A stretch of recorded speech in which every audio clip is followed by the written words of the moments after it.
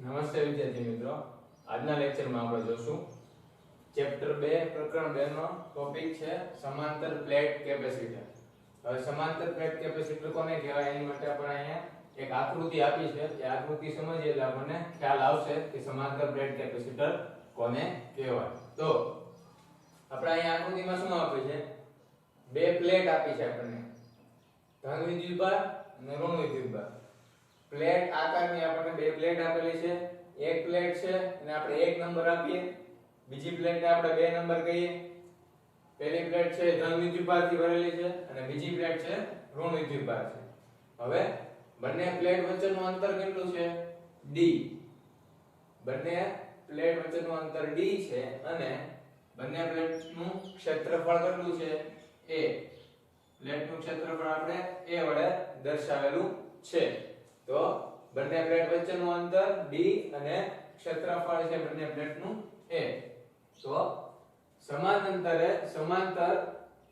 ધન વિદ્યુતભાર અને ઋણ વિદ્યુતભાર એમ બંને પ્લેટ આપણને અહીંયા આપેલી છે અને બંને પ્લેટ વચ્ચેનું અંતર d છે અને બંનેનું ક્ષેત્રફળ બંને પ્લેટનું ક્ષેત્રફળ a વડે આપણને દર્શાવેલું છે. તો હવે અને આપણે વ્યાખ્યા આપી હોય સમાંતર પ્લેટ કેપેસિટરની, તો બે સમતલ આકારની પ્લેટને એકબીજાને સમાંતર, બે સમતલ આકારની પ્લેટને એકબીજાને સમાંતર ગોઠવતા જે રચના બને તેને સમાંતર પ્લેટ કેપેસિટર કહેવાય. શું કહેવાય? સમાંતર પ્લેટ કેપેસિટર કહેવાય. બે સમતલ આકારની પ્લેટને એકબીજાને સમાંતર ગોઠવતા જે રચના બને શું કહેવાય? સમાંતર પ્લેટ કેપેસિટર કહેવાય. અને બંને પ્લેટ અલગ અલગ છે. પહેલા નંબરની પ્લેટ છે ધન વિદ્યુતભાર ધારિત પ્લેટ છે અને બીજા નંબરની ઋણ વિદ્યુતભારિત પ્લેટ છે. હવે બંને પ્લેટ વચ્ચે અહીંયા આ જગ્યા છે એમાં આપણે શું હોય? વિદ્યુત ક્ષેત્ર છે. હવે આ બે પ્લેટ છે એના લીધે કઈક વિદ્યુત ક્ષેત્ર ઉત્પન્ન થશે. હવે એ વિદ્યુત ક્ષેત્ર ક્યાં ઉત્પન્ન થાય એ આપણે જોવાનું છે કે વિદ્યુત ક્ષેત્ર આ ધન પ્લેટની ઉપરની બાજુ ઉત્પન્ન થાય કે બંને પ્લેટની વચ્ચે અથવા આ જે ઋણ પ્લેટ છે એની નીચેની બાજુ. તો આ ત્રણ બિંદુમાંથી કઈ જગ્યાએ વિદ્યુત ક્ષેત્ર ઉત્પન્ન થાય એ આપણે શોધવાનું છે. બીજી વસ્તુ એ કે આપણને પ્લેટ આપેલી છે, તો પ્લેટ હોય તો એની કઈ પૃષ્ઠભાર ઘનતા મળશે આપણને. ધન વિદ્યુતભાર છે તો એનું જે વિદ્યુત ક્ષેત્રની દિશા દર્શાવે તેના કારણે આપણે શું પૃષ્ઠભાર ઘનતા મળે. તો અહીંયા પૃષ્ઠભાર ઘનતા બંને પ્લેટની હશે કંઈક. તો ધન વિદ્યુતભાર છે, ધન વિદ્યુતભારિત પ્લેટ છે એની પૃષ્ઠભાર ઘનતા આપણે પ્લસ સિગ્મા વડે દર્શાવીએ છીએ. જ્યારે ઋણ વિદ્યુતભારિત પ્લેટ છે એની પૃષ્ઠ વિદ્યુતભાર ઘનતા આપણે માઈનસ સિગ્મા વડે દર્શાવીએ છીએ. તો આપણને અહીંયા ધન વિદ્યુતભારની પૃષ્ઠ વિદ્યુતભાર ઘનતા કેટલી મળી? Plus sigma. અને ઋણ વિદ્યુતભારી પ્લેટની આપણને પૃષ્ઠ વિદ્યુતભાર ઘનતા કેટલી મળી? Minus sigma. ઓકે, બરાબર. હવે આમાંથી કઈક વિદ્યુત ક્ષેત્ર ઉત્પન્ન થતું હશે, પણ કઈ દિશામાં થાય આપણને ખ્યાલ નથી. તો આના ઉપરથી આપણે સૂત્ર મળે કે આપણને અનંત વિસ્તારના પૃષ્ઠ વડે ઉદ્ભવતું વિદ્યુત ક્ષેત્ર. અનંત વિસ્તાર શું કામ કીધો? કે આપણને ખ્યાલ નથી કે આ દિશામાં ઉત્પન્ન થાય છે કે બે પ્લેટ વચ્ચેની દિશામાં અથવા આ જે ઋણ પ્લેટ છે નીચેની દિશામાં. એટલે ત્રણ આપણને જગ્યાએ વિદ્યુત ક્ષેત્ર મળવાની સંભાવના છે. એક ધન પ્લેટની ઉપરની બાજુ, પછી બીજું ઋણ પ્લેટની નીચેની બાજુ અને બંને પ્લેટની વચ્ચે. તો આપણને ખ્યાલ નથી કે કઈ જગ્યાએ વિદ્યુત ક્ષેત્ર ઉત્પન્ન થશે. તો આપણે અત્યારે શું લઈએ કે અનંત વિસ્તારના પૃષ્ઠ વડે ઉદ્ભવતું વિદ્યુત ક્ષેત્ર. તેનું સૂત્ર શું છે આપણી પાસે?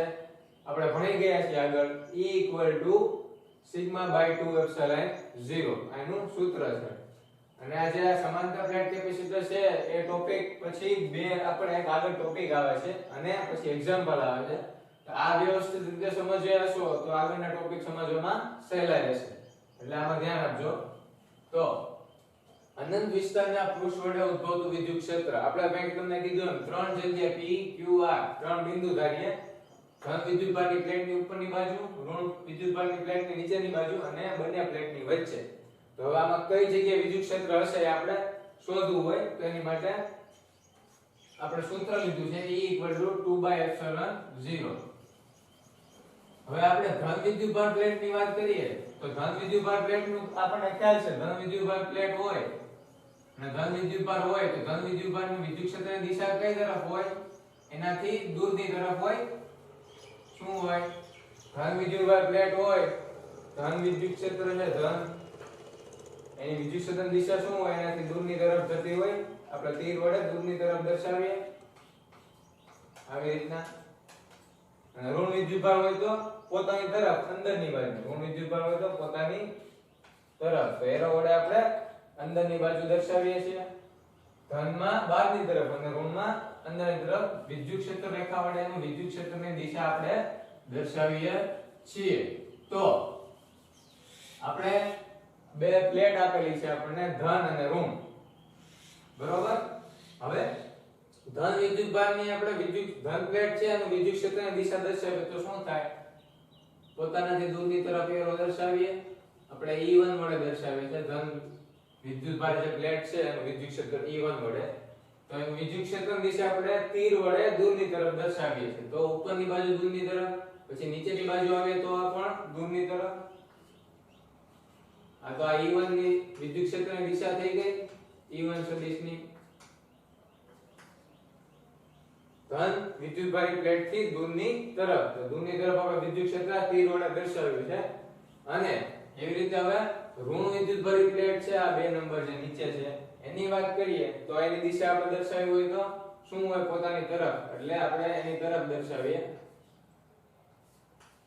તો ઋણ વિદ્યુતભારી પ્લેટની દિશા થઈ ગઈ E2 સદિશની દિશા આપણને મળે છે ઉપરથી વચ્ચેથી અને નીચેથી ઋણ વિદ્યુતભાર તરફ અને ધન પ્લેટની જે આપણને દિશા મળે છે પોતાની દૂરની તરફ મળે છે તો આમાં તમે જોઈ શકો છો કે એકની ઉપરની બાજુ એકની નીચેની બાજુ હવે આપણે ત્રણ બિંદુ ધારીએ છીએ P Q ને R ધન પ્લેટની ઉપરનું બિંદુ પર લાગતું વિદ્યુત ક્ષેત્ર એટલે અહીંયા ઉપરના એરિયામાં વિદ્યુત ક્ષેત્ર છે કે નહીં જોવા માટે પછી Q બિંદુ છે વચ્ચેના પાર્ટમાં બંને પ્લેટની વચ્ચે વિદ્યુત ક્ષેત્ર છે ને એ જોવા માટે અને ત્રીજું છે R ની આ જે R બિંદુ તે ઋણ વિદ્યુતભારી પ્લેટની નીચેની બાજુ ત્યાં વિદ્યુત ક્ષેત્ર છે કે નહીં તે જોવા માટે તો હવે આપણે સદિશ જોઈએ આપણે E1 અને E2 ધન વિદ્યુતભાર પ્લેટનું અને ઋણ વિદ્યુતભાર પ્લેટનું આપણે અહીંયા વિદ્યુત ક્ષેત્રની દિશા દર્શાવી છે ધન વિદ્યુતભારી પ્લેટની ઉપરની બાજુની અત્યારે આપણે વાત કરી છે P બિંદુએ લાગતું વિદ્યુત ક્ષેત્ર તો બંને પ્લેટ વડે P બિંદુએ લાગતું વિદ્યુત ક્ષેત્ર જોઈએ તો E1 સદિશ અને E2 સદિશ બંનેના મૂલ્ય સમાન છે પણ તમે જોવો છો એકની દિશા ઉપરની બાજુ છે અને એકની દિશા નીચેની બાજુ છે તો P બિંદુ આગળ બંને પ્લેટ વડે લાગતું વિદ્યુત ક્ષેત્રની દિશા છે તો વિદ્યુત ક્ષેત્રના મૂલ્ય સમાન છે પણ દિશા પરસ્પર વિરુદ્ધ છે તો દિશા પરસ્પર વિરુદ્ધ તો શું થાય વિદ્યુત ક્ષેત્ર અહીંયા લાગતું હોય નહીં પરિણામે વિદ્યુત ક્ષેત્ર શું મળે આપણને 0 તો P બિંદુ આગળ મળતું વિદ્યુત ક્ષેત્ર શું છે 0 તો અહીંયા 0 છે તો E1 E2 આગળ એટલે આપણે કહી શકીએ કે ધન વિદ્યુતભારની ઉપરની બાજુ આપણને વિદ્યુત ક્ષેત્ર ના મળે ધન વિદ્યુતભારની ઉપરની બાજુ વિદ્યુત ક્ષેત્ર છે નહીં હવે એવી રીતે આપણે ઋણ વિદ્યુતભારી પ્લેટ છે આ એની નીચેની બાજુની વાત કરીએ તો નીચેની બાજુ R બિંદુએ લાગતું બંને પ્લેટ વડે લાગતું વિદ્યુત ક્ષેત્ર તો અહીંયા પર તમે જોઈ શકો છો કે E1 એટલે ધન પ્લેટનું વિદ્યુત ક્ષેત્ર E2 એટલે ઋણ પ્લેટનું વિદ્યુત ક્ષેત્રની દિશા બંને દર્શાવી છે તો બંનેના મૂલ્ય સમાન છે E1 E2 મૂલ્ય સમાન પણ તમે જોવો છો બંનેની દિશા અલગ છે ધન પ્લેટનું નીચેની તરફ તીર આવે છે અને ઋણ પ્લેટનું E2 છે ઉપરની તરફ એટલે બંને દિશા પરસ્પર વિરુદ્ધ છે મૂલ્ય સમાન તો દિશા પરસ્પર વિરુદ્ધ એટલે પરિણામે જે વિદ્યુત ક્ષેત્ર મળે આપણને R બિંદુ શું મળશે 0 મળશે એટલે આપણે એ પણ કહી શકીએ કે ઋણ વિદ્યુતભાર પ્લેટની નીચેના વિસ્તારમાં વિદ્યુત ક્ષેત્ર મળતું નથી વિદ્યુત ક્ષેત્ર ઉત્પન્ન થતું નથી તો હવે બંને પ્લેટની વચ્ચે જોઈએ તો બંને પ્લેટની વચ્ચે તમે જો ધન વિદ્યુતભાર અને ઋણ વિદ્યુતભાર પ્લેટની વચ્ચેનું વિદ્યુત ક્ષેત્ર તો Q બિંદુ હે તો આપણને ખબર છે કે ધન પ્લેટનું જે વિદ્યુત ક્ષેત્ર દિશા આપણે કઈ તરફ એનાથી દૂરની તરફ દર્શાવવી પડે તો આ ધન વિદ્યુતભાર છે ધન વિદ્યુતભારી પ્લેટ છે આ જ પ્લેટ છે પણ આપણે એક લાઈનમાં દર્શાવી છે તો ધન વિદ્યુતભારી પ્લેટ છે વિદ્યુત ક્ષેત્રની દિશા દર્શાવે નીચેની બાજુ શું કામ નીચેની બાજુ કેમ કે એની દિશા શું છે પોતાનાથી દૂરની તરફ હોય છે તો ધન વિદ્યુતભારથી દૂરની તરફનો આપણે તીર દર્શાવ્યું એને આપણે E1 સદિશ કહી દીધું એવી જ રીતના ઋણ વિદ્યુતભારી પ્લેટ છે એનું કઈ રીતના હોય પોતાની તરફ તો વચ્ચેના ભાગમાં પોતાની તરફ દર્શાવવું હોય તો તીરની નિશાની આ ઋણ વિદ્યુતભારની તરફ આવતી એવી એટલે આપણે એને શું કહી દીધું E2 સદિશ આ પ્લસ ધન વિદ્યુતભારી પ્લેટનું આ માઈનસ વિદ્યુતભારી પ્લેટનું હવે તમે જોઈ શકો છો બંનેના મૂલ્ય સમાન છે ને બંને જે તીર છે એક જ દિશામાં છે એટલે વિદ્યુત ક્ષેત્ર જે આપણને મળે છે ધન વિદ્યુતભારી પ્લેટનું અને ઋણ વિદ્યુતભારી પ્લેટનું બંને એક જ દિશામાં તમને જોવા મળે છે તો એક જ દિશામાં હોય તો શું થાય સરવાળો થાય બંને વિદ્યુત ક્ષેત્રનો શું થશે સરવાળો બંને એક જ દિશામાં મૂલ્ય મળે છે એના માટે મૂલ્ય સમાન અને દિશા પણ પરસ્પર સમાન છે સમાન દિશા હોવાથી આપણે કહી શકીએ કે મળતું વિદ્યુત ક્ષેત્ર ક્યાં હશે બંને પ્લેટની વચ્ચે જ વિદ્યુત ક્ષેત્ર આપણને મળશે એટલે આપણે જો અહીંયા E સદિશ વચ્ચે વિદ્યુત ક્ષેત્ર દર્શાવ્યું છે અને આપણને ખબર છે વિદ્યુત ક્ષેત્રની દિશા શું હોય ધનથી ઋણ તરફ વિદ્યુત ક્ષેત્રની દિશા ધનથી ઋણ તરફ તો આપણને મળતું વિદ્યુત ક્ષેત્ર ક્યાં મળશે બંને પ્લેટની વચ્ચે વિદ્યુત ક્ષેત્ર મળશે તો હવે આ વસ્તુ જે આપણને E1 E2 મળી અને આપણે ગાણિતિક સ્વરૂપમાં મેથેમેટિકલી પ્રૂવ કરીએ કે વિદ્યુત ક્ષેત્ર કઈ રીતે મળે છે વચ્ચેની પ્લેટમાં અને આ બે જગ્યાએ P અને R બિંદુ નાબૂદ થાય છે અને Q બિંદુએ આપણને વિદ્યુત ક્ષેત્ર મળે છે તો જોઈએ હવે આપણે વાત કરી હતી ઉપરની પ્લેટ એટલે ધન વિદ્યુતભાર પ્લેટની ઉપરની બાજુની પ્રથમ પ્લેટના ઉપરના વિસ્તારમાં વિદ્યુત ક્ષેત્ર ધન પ્લેટની ઉપરની બાજુ E બંને એકબીજાની દિશા પરસ્પર વિરુદ્ધ છે એટલે શું થાય વિદ્યુત ક્ષેત્ર એકમાંથી બીજું બાદ કરવાનું E1 E2 પણ આપણને ખબર છે કે મૂલ્ય બંનેનું કેવું છે સમાન છે E1 નું મૂલ્ય પણ શું થાય σ/2 અને E2 નું મૂલ્ય શું થાય σ/2 દિશા પરસ્પર વિરુદ્ધ હોય તો શું હોય E1 E2 એકમાંથી એક આપણે બાદ કરવાનું હોય તો એક વિદ્યુત ક્ષેત્રમાંથી બીજું બાદ કરીએ આપણને ખબર છે મૂલ્ય બંનેના સમાન છે તો E1 બરાબર પણ આ જ વેલ્યુ થશે અને E2 બરાબર પણ આ જ વેલ્યુ થશે તો આ મૂકીએ σ = 2/ε0 σ/2ε0 તો શું થાય બંને મૂલ્ય સમાન છે વચ્ચે માઈનસ નિશાની એટલે કેન્સલ થઈ જશે તો આપણને વિદ્યુત ક્ષેત્ર જે P બિંદુએ મળશે કેવું મળે છે 0 એવી જ રીતના નીચેની પ્લેટની વાત કરીએ ઋણ વિદ્યુતભારથી નીચેના વિસ્તારમાં મળતું વિદ્યુત ક્ષેત્ર તો E શું થશે બંનેના મૂલ્ય સમાન તો પરસ્પર દિશા વિરુદ્ધ એટલે એકમાંથી બીજું વિદ્યુત ક્ષેત્ર બાદ કરવાનું એટલે E1 E2 લખશું આપણે તો E σ/2ε0 σ/2ε0 તો આ નીચેનું પણ વિદ્યુત ક્ષેત્ર શું મળ્યું આપણને 0 હવે બંને પ્લેટ વચ્ચેની વાત કરીએ તો બંને પ્લેટની વચ્ચેના વિસ્તારમાં ઉદ્ભવતું વિદ્યુત ક્ષેત્ર તો એને આપણે Q બિંદુ છે એટલે Q વડે દર્શાવ્યું છે એટલે શું થશે E1 E2 થશે કેમ કે બંનેના મૂલ્ય અને દિશા સમાન છે તો વિદ્યુત ક્ષેત્રનો સરવાળો થાય જ્યારે મૂલ્ય અને દિશા પરસ્પર વિરુદ્ધ છે વિદ્યુત ક્ષેત્રનો બાદબાકી થાય તો આ સરવાળો થાય એટલે શું લખશું E1 E2 અને આ બંનેનું મૂલ્ય આપણી પાસે છે σ/2ε0 તો બંને જગ્યાએ મૂકશું σ/2ε0 σ/2ε0 હવે આપણને બે σ/2ε0 મળેલા છે અહીંયા એક E1 નું પણ અને E2 નું પણ તો આપણે એને એક લખીને બે વડે ગુણી શકીએ શું કામ બે વડે ગુણી શકીએ કેમ કે બંને સરખા જ છે તો બંનેને એક લખીને બાજુમાં બગડો કરી નાખીએ એટલે શું થઈ જાય આ જ વસ્તુ આપણે આવી રીતે લખી શકીએ 2 σ/2ε0 હવે આમાં નીચે 2 છે અને બહાર 2 છે એટલે 2 કેન્સલ તો શું વધશે ખાલી σ/ε0 તો આપણને અહીંયા વચ્ચેના ભાગમાં એટલે Q બિંદુએ મળતું વિદ્યુત ક્ષેત્ર શું મળશે E σ/ε0 જેટલું આપણને મળશે એટલે કહી શકીએ કે આપણને મળતું વિદ્યુત ક્ષેત્ર છે એ બંને પ્લેટની વચ્ચે મળશે વિદ્યુત ક્ષેત્ર ક્યાં ઉદ્ભવે છે બંને પ્લેટની વચ્ચે આ ઇક્વેશન પરથી આપણે સાબિત કર્યું કે બંને પ્લેટની વચ્ચે વિદ્યુત ક્ષેત્ર ઉદ્ભવે છે ઓકે હવે આગળ જોઈએ કે વિદ્યુત ક્ષેત્ર હોય અને બંને વિદ્યુતભાર હોય પ્લેટ તેનું વિદ્યુત સ્થિતિમાન પણ હોય ને તો આપણે બંને વિદ્યુતભાર આગળ ઉદ્ભવતું વિદ્યુત સ્થિતિમાન જોઈએ તો બે પ્લેટ વચ્ચેનું વિદ્યુત સ્થિતિમાન પણ ઉદ્ભવશે કેમ કે જ્યાં વિદ્યુતભાર હોય તો વિદ્યુતભાર આગળ પોતાનું કઈ વિદ્યુત સ્થિતિમાન હોય તો બે પ્લેટ વચ્ચેનું વિદ્યુત સ્થિતિમાનનું સૂત્ર છે આપણી પાસે V E * d. V E * d મળતું વિદ્યુત ક્ષેત્ર અને બે પ્લેટ વચ્ચેનું અંતર કેટલું છે d, એટલે આ d. વિદ્યુત સ્થિતિમાન બરાબર શું થશે? બે પ્લેટ વચ્ચેનું વિદ્યુત ક્ષેત્ર ગુણ્યા શું થશે? d. d એટલે બંને પ્લેટ વચ્ચેનું અંતર, એટલે બે પ્લેટ વચ્ચે મળતું અંતર ગુણ્યા વિદ્યુત ક્ષેત્ર કરેલું છે. એટલે V E * d. હવે આપણને ખ્યાલ છે કે આપણે આગળના સૂત્રમાં હમણાં જોયું કે બંને પ્લેટ વચ્ચે મળતું વિદ્યુત ક્ષેત્ર E, એટલે E બરાબર આપણને હમણાં કંઈક વેલ્યુ મળી σ/ε0. તો જે વેલ્યુ મળી E બરાબર σ/ε0 એ આપણે આ જે V E * d છે તેમાં E ની જગ્યાએ મૂકશું. તો E ની જગ્યાએ σ/ε0 આપણે મૂકીએ છીએ તો આપણને શું મળે છે? V σ/ε0 d મળે છે. આ આપણે યાદ રાખીએ. હવે બંને પ્લેટ વચ્ચે આપણને શું મળ્યું? વિદ્યુત ક્ષેત્ર મળ્યું અને આપણે શું ગોતવાનું છે? સમાંતર પ્લેટ કેપેસિટર કીધું હતું. તો સમાંતર પ્લેટ કેપેસિટર હોય તો કેપેસિટરનું કંઈક કેપેસિટન્સ મળે આપણને. સમાંતર પ્લેટ કેપેસિટર છે, આ રચના બની આખી, તો આપણને એનું કંઈક કેપેસિટન્સ પણ હશે ને. તો કેપેસિટન્સ આપણે જોઈએ તો કેપેસિટન્સનું સૂત્ર શું છે? કેપેસિટન્સ C = Q/V, જે આપણે આગળના લેક્ચરમાં શીખી ગયા. C = Q/V.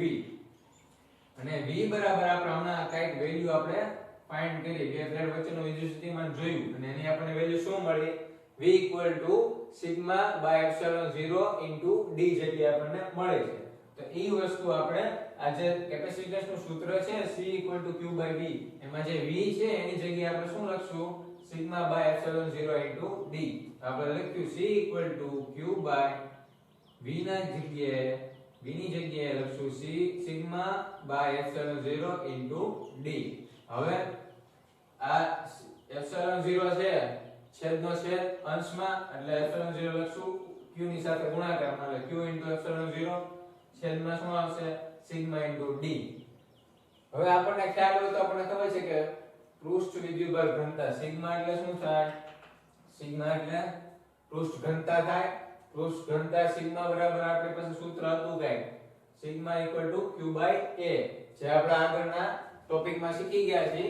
અને આગળના ચેપ્ટરમાં એવું હતું કે આપણે પૃષ્ઠ વિદ્યુતભાર ઘનતા આપણે લેતા હતા. તો પૃષ્ઠ ઘનતા સિગ્મા બરાબર શું થાય? Q/A, એટલે કુલ વિદ્યુતભારના છેદમાં વિદ્યુત ક્ષેત્ર. શું થાય? ક્ષેત્રફળ. એટલે આપણેનું સૂત્ર હતું એકમ ક્ષેત્રફળ દીઠ મળતો કુલ વિદ્યુતભારને તે પૃષ્ઠની પૃષ્ઠ ઘનતા કહે છે. તો સિગ્મા બરાબર આપણે શું લખશું? Q/A. તો હવે Q * ε0 એના છેદમાં Q/A * d. તો પાછું આમાં બે કેપિટલ Q આપણને મળે એટલે Q શું કરશું? કેન્સલ. અને છેદ અંશમાં A છે એ શું છે? Q ના છેદમાં છે. તો છેદનો છેદ અંશમાં જાય એટલે શું થાય? C = A * ε0 / d અથવા ε * A/d. આગળ ε0 લખો કે A આગળ લખો, કોઈ ફેર ન પડે. C = આપણને શું મળ્યું? A * ε0 / d મળ્યું. આપણને શું મળ્યું? કેપેસિટન્સ. સમાંતર પ્લેટ કેપેસિટરનું શું મળ્યું? કેપેસિટન્સ મળ્યું. C = A * ε0 d. હવે આ સૂત્ર ઉપરથી તમે જોઈ શકો છો કે C છે એ એના સમપ્રમાણમાં છે. સમપ્રમાણમાં Q ગુણાકારમાં છે એટલે શું થાય? સમપ્રમાણમાં. અને D છે એ C ના વ્યસ્ત પ્રમાણમાં છે. ભાગાકારમાં હોય એટલે શું થાય? વ્યસ્ત પ્રમાણમાં થાય. અને ગુણાકારમાં હોય તો સમપ્રમાણમાં. તો C ચલે છે A, એટલે જેમ કેપેસિટન્સ વધે તેમ ક્ષેત્રફળ પણ વધે. સમપ્રમાણમાં શું હોય કે જે વસ્તુ વધે તો તેને એના સાથે સમપ્રમાણમાં હોય તે પણ વધે. એટલે એકનું મૂલ્ય વધશે તો બીજાનું પણ મૂલ્ય વધશે, બીજાનું મૂલ્ય ઘટશે તો એની સાથે જે સમપ્રમાણમાં હોય એનું મૂલ્ય પણ ઘટશે. એટલે જેમ મૂલ્ય વધે કેપેસિટન્સનું તેમ ક્ષેત્રફળનું મૂલ્ય વધે. જેમ કેપેસિટન્સનું મૂલ્ય ઘટે તેમ ક્ષેત્રફળનું મૂલ્ય પણ ઘટે. પણ વ્યસ્ત પ્રમાણમાં એમથી વિરુદ્ધ પ્રકારનું હોય છે. વ્યસ્ત પ્રમાણમાં શું હોય? માનો કે કેપેસિટન્સનું મૂલ્ય વધે તો 1/d, તો અંતર છે તે ઘટે. અને જો કેપેસિટન્સનું મૂલ્ય ઘટે તો 1/d નું મૂલ્ય વધે એટલે d નું અંતર વધે. એટલે બંનેના વ્યસ્ત પ્રમાણમાં શું હોય કે વ્યસ્ત પ્રમાણમાં કોને કહેવાય કે એક વસ્તુ ઘટે તો બીજી વધે ને બીજી વસ્તુ વધે તો બીજી ઘટે. આમાં c જો વધે તો d ઘટે, જો c ઘટે તો d પાછો વધે. એટલે બંને અલગ અલગ, એક વધે તો એક ઘટે, એક ઘટે તો એક વધે. એને વ્યસ્ત પ્રમાણમાં કહેવાય. અને સમપ્રમાણમાં એક વધે તો બીજી પણ વધે ને બીજી પેલી ઘટે તો પછી બીજી પણ ઘટે. તો c ચલે છે a એટલે અહીં a છે ઇક્વેશનમાં એ કેપેસિટન્સના સમપ્રમાણમાં છે અને 1/d એટલે d છે જે અંતર એ કેપેસિટન્સના વ્યસ્ત પ્રમાણમાં છે. તો આપણને મળી ગયું સમાંતર પ્લેટ કેપેસિટરનું કેપેસિટન્સ.